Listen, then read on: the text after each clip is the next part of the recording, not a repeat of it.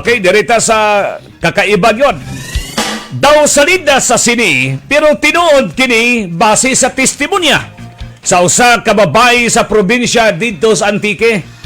Matod pa niya, sukad pagkamatay sa iyang bana tungod sa aksidente, wala na gayon siya ay klarong katulog o dili na mahalo na.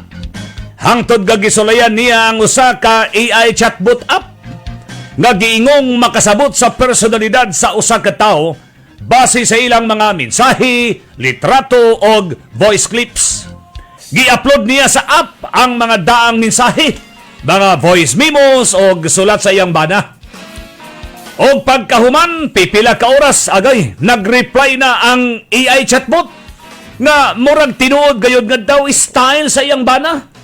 Apil ang pangalan sa ilang iro, mga private jokes o personal nilang mga istorya. So kato mga sikrito lugar. Kada mga tinawganay nga hello love, dear, hay kangilok. Matod pa niya, murag na banhaw ang iyang bana diha sa app.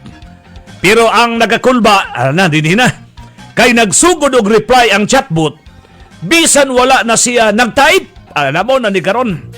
Mihatag og warning ang AI nga ayaw gayud panghilabot sa mga butang nga wala nimo masabti. Og sukad niya to, matod pa niya, naay mga word nga sound sa iyang madungog og kalit nga mapalong ang kuryente sa ilang balay na naimpas na yun eh. Ang mga silingan nakasaksi usab sa kalit kapag siga sa kandila bisan kung walay tao sa altar.